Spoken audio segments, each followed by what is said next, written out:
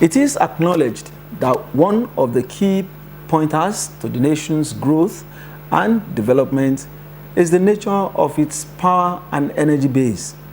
Going by this attribution, Nigeria simply remains a developing economy, and this is clearly seen in the inability of the country to meet its power needs, despite huge investments over the years. Even the privatization of the generation and distribution of the power sector has done little to solve the problem of power in Nigeria. Nigeria simply doesn't have constant power supply. Many solutions have been advanced and tried, but many say that greater national will to solve the power problem is still needed. Experts have also advocated, among other things, the modernization of existing power generation architecture, adoption of renewable energy sources, and injection of smart grids into the power supply chain in solving the power problems in Nigeria. On Nigeria Today, we shall discuss efforts to solve Nigeria's energy challenges through energy mix. I am Shegun Ojelade.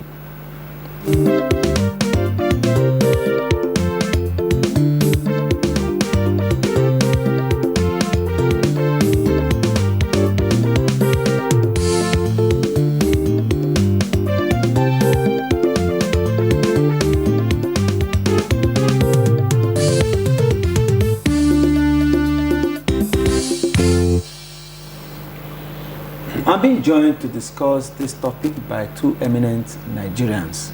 First is one of Nigeria's great minds and former Minister of Finance, Dr. Kalu Idika Kalu. It's a pleasure to have you on the program. Thank you very much.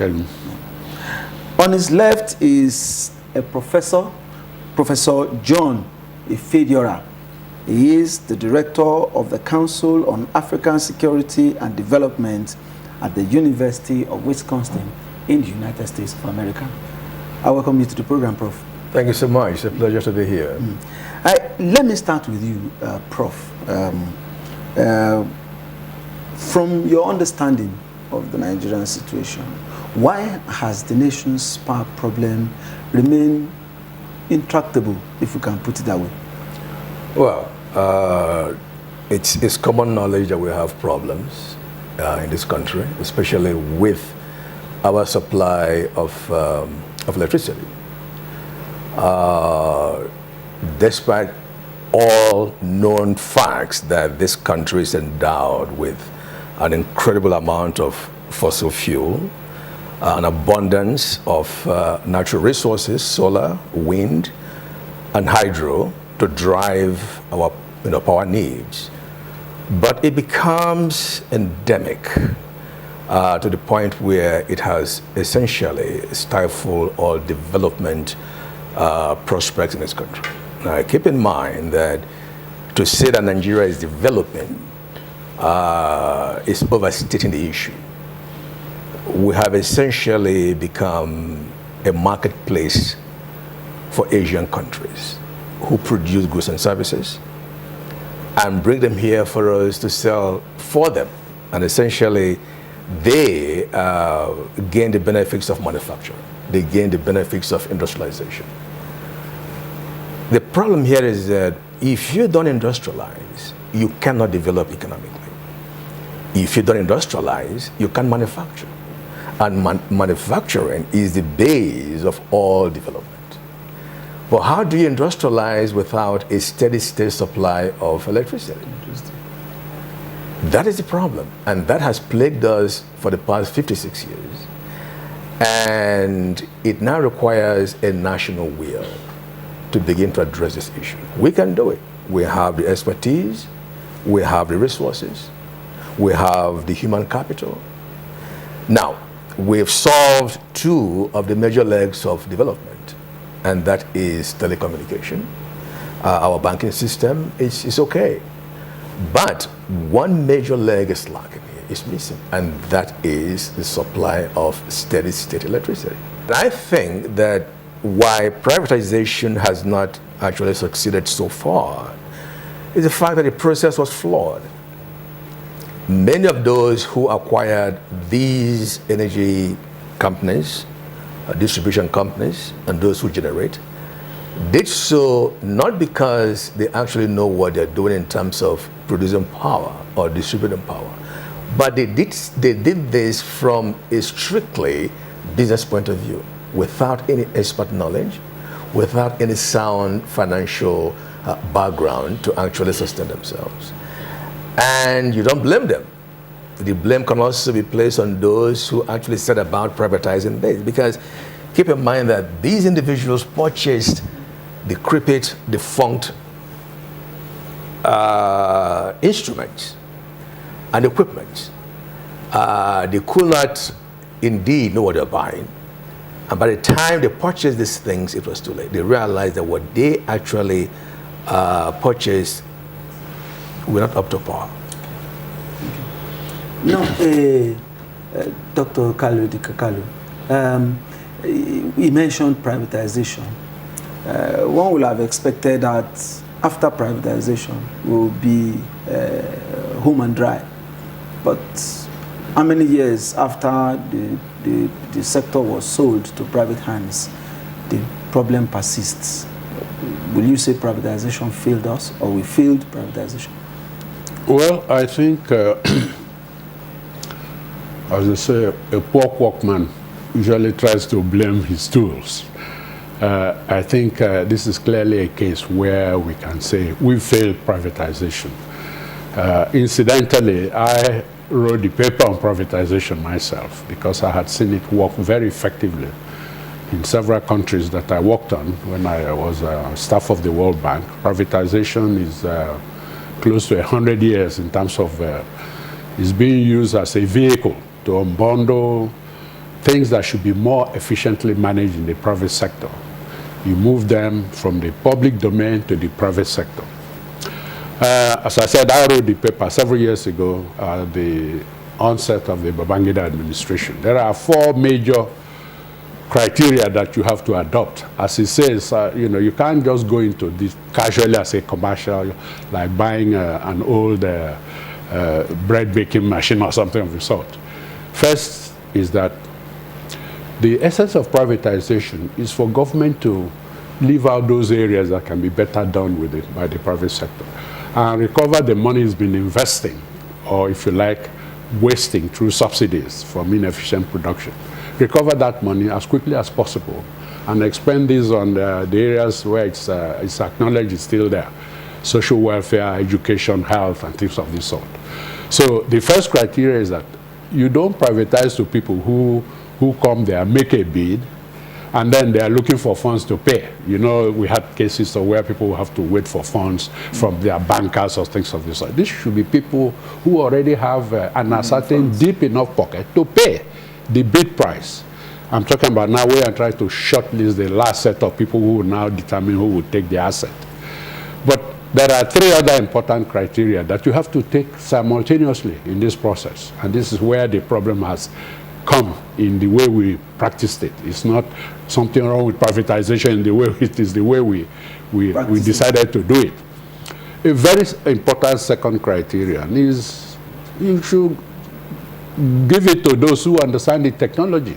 Like we are talking about power, as he has said, this is a crucial ingredient in the whole industrial matrix. It's as crucial as water, maybe more, but it's even more fragile because you don't store electricity. It's very capital intensive when you want to produce it, and there are specific ways of financing the processes. So the people have to know the technology.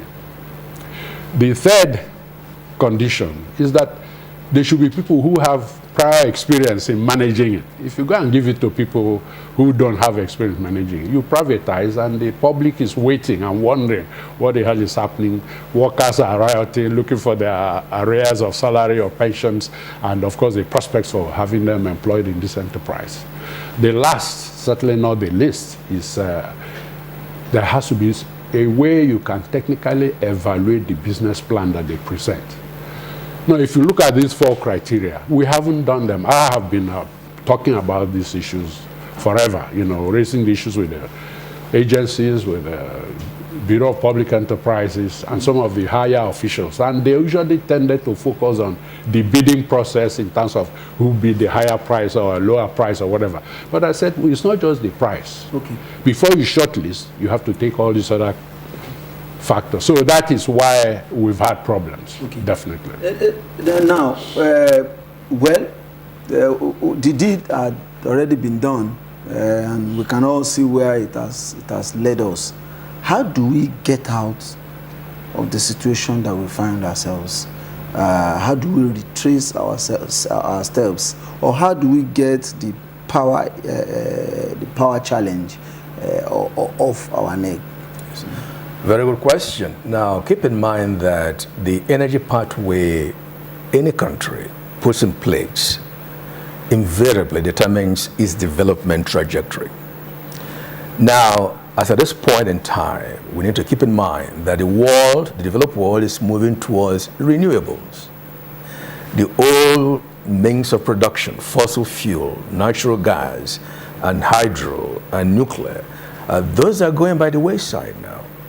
So what we should be thinking right now is to concentrate on those who have the capability to distribute and to generate, and find out the viable ones.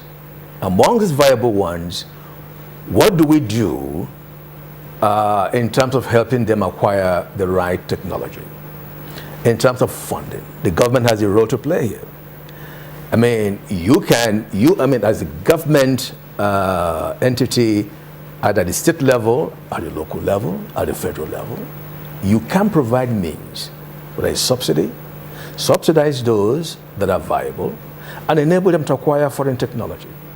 Enable them to acquire a smart metering system that they can use to effectively collect revenue from their customers. But more importantly, you look at our decrepit transmission lines, the centralized grid system. Those are simply non-functional. We lose a lot of power through our distribution lines, through our centralized grid system. What you now need is to find ways to actually marry the old companies, the old ways of doing things, with the new ways of doing things. The smart grids that can effectively utilize or bring in power from renewables and feed them directly into the national grid can be utilized, and they're there to be utilized. But the problem is that those who purchase the distribution companies, the generating companies, they see the renewable companies as rivals. They don't see them as partners, which is a major mistake. In the developed world, where you have a steady move towards renewables like solar, wind power, the idea really is to generate clean energy whereby you systematically get away from environmentally damaging coal burning, natural gas driven turbines. That is a trend. And if we can help these viable, as they call them, GenCos or DISCos, to see ways to actually integrate the new technology with the old one, but systematically phase out the old ones, I think we have a pathway towards a steady state electricity. From what you can see, just briefly, are we on the path of towing this line, or are we learning from some of these developed economies to be able to embrace, from what you can see, are we embracing renewable energy? Well, that is the problem. It's some firms are trying, but I don't think they have the support they need. Some don't know they have the resources available to them. Now, Power Africa, for instance, it's there to supply sub-Saharan African countries with 30 million homes, according to the project, should have access to electricity in the next 20 years. That is objective. And right now, they have $52 billion in that fund. This Power Africa project is managed by USAID. And they want African firms to partner with American-based firms. Through this partnership and collaboration, you can efficiently have the expertise, the finances you need to stabilize those who are in distress and to give modern technology to African or Nigerian firms who need these things. But the problem is that many of the firms in this country have no idea that these solutions exist. Some, of course, are not interested really in doing what they're supposed to do. To them, owning a power company is what they want to do. But delivering what society needs in terms of steady state power, in terms of energy that we badly need here, is not happening. They're not very serious about that, unfortunately. Yeah. The program is Nigeria Today. We're taking a look at the problem of power supply in the country and how we can get around it. My two guests are still in the house. We'll be right back.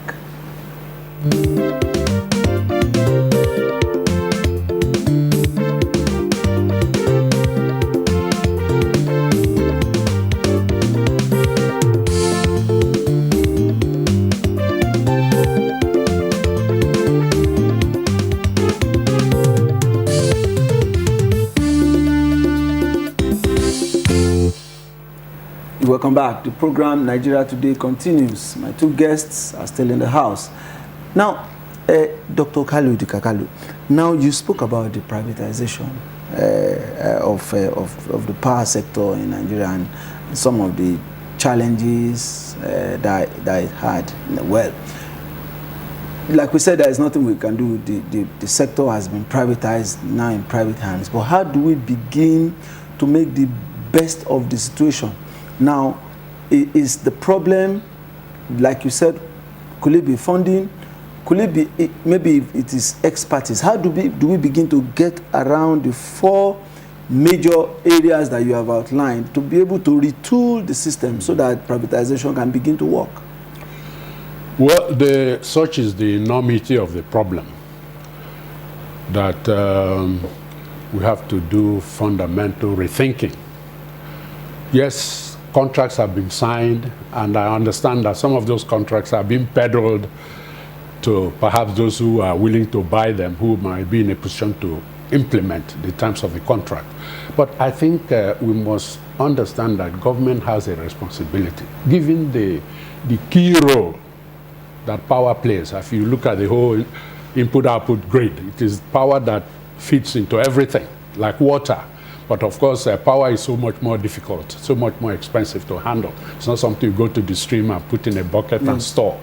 It requires high technology and so on. And as Prof has said, this technology is continuously evolving. And it has exposed the fact that we did not privatize to the right people, by and large. There must be a few. I don't know the names, but there might be a few that know what they should do. And if they know, if they are the right people, just as he has said, we don't need government to be telling them they should move into new technologies and adapt and so on. I know even with the new administration in the US, they are trying to turn the clock of the hand of the clock back, going to some of the dirtier forms of energy. We're a small country, we're a large country. We have, as he said, we have coal, biomass, oil, name it. We've not even exploited those efficiently. So even though we may want to move to the higher technology, we need to have companies that even know how to improve the productivity, to improve the efficiency in producing power from some of these raw energy sources. So what do we do? As I said, government cannot shirk its responsibility. As a consumer and other consumers, the industrial sector, the home sector, we're all consumers waiting for power. Nigeria cannot be talking about 2,000, 3,000 megawatts at this stage. We should be projecting where we get up to 5 to 10 to 15 and so on. And it's not just enough to say we need so many billions. We better decide how are we going to get those billions to do that. And he has already mentioned that there are facilities that are addressing this issue. You know, one of the hang-ups we've had in this economy is addressing the issue of fitting into the requirements to access those facilities, both in terms of the right manpower and the funding and the terms structure and so on. So what we have to do is government has to deliberately review where we are, Of course, those who are able to adapt and move forward should be allowed to continue. Those who cannot, in fact, it should be obvious to them that they cannot. So you identify their real problem, whether it's financial, technical, managerial, or whatever. If those can be adapted to their structure, of course, they can be assisted to improve their operations. The others who have clearly failed the nation, I mean, there are no two ways about it. They will have to surrender their contracts, be compensated, or maybe some of them have to even pay fines for what they've done, you know, in terms of the assets that they have not utilized properly and so on. So whatever is the case, the government has to quickly get experts who know what they're doing to review the structure, those who are involved, so we can move ahead, because we are very, very far behind. And we're talking about industrial revolution, whether it's industrial, agrarian, or utilities, or you know, any other arts, like we talk about Nollywood. They all need power that will be spread all over the country, that's easily accessible and affordable. So we have to do something very quickly. Now, if we talk about, because generation is key, we're still less than 3,000 megahertz for the whole nation. There was time we went up to 5,000, but certain problems here and there made us to come down to far below that. Now, if we are to first sustain generation, if you look at existing structures at power generation, can it take us to where we want to be in the immediate future? How should we be looking at the issue of power generation? Well, this will surprise you. Going back to pre-privatization, the combined capacity of power generation in this country was approximately 12,000 megawatts.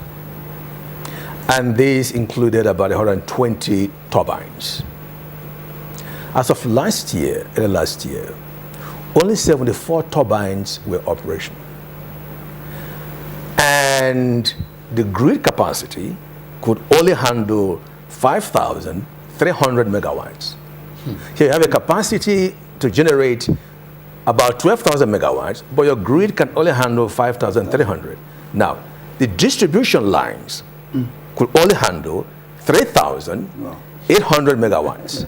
Now, why do you have only 74 turbines working where you had up to 120 turbines installed?